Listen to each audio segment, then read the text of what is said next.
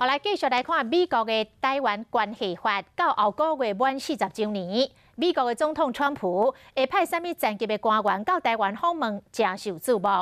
这个美国的宗教大使布朗巴克今仔日就来到台湾参加宗教自由论坛。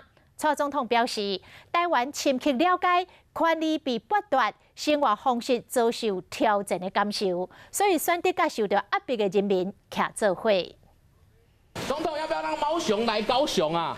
蔡总统悄悄地无因2019印台区应保卫宗教自由公民社会对话论坛开幕。美国国际宗教自由无任所大使布朗巴克亲身来台湾，今年嘛正是西藏抗暴60周年。蔡总统用英文表示讲，有一寡国家政府要摧毁宗教组织，迫使宗教领袖流亡。Taiwan knows how it feels when someone tries to take away your rights. Wipe up your identity and challenge your way of life. 会继续加强甲世界朋友合作。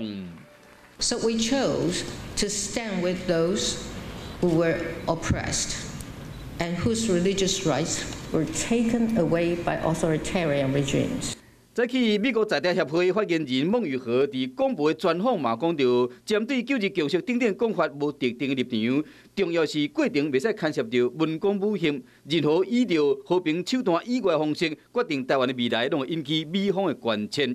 4月台湾关系法立法将会满40周年，将近1/5的美国联邦参议员致函美国总统川普，要求派出内阁级的官员访问台湾。AIT 表示讲，目前还未确定名单，牵涉到美中台政治问题，访问台湾官员层级，让人真好奇。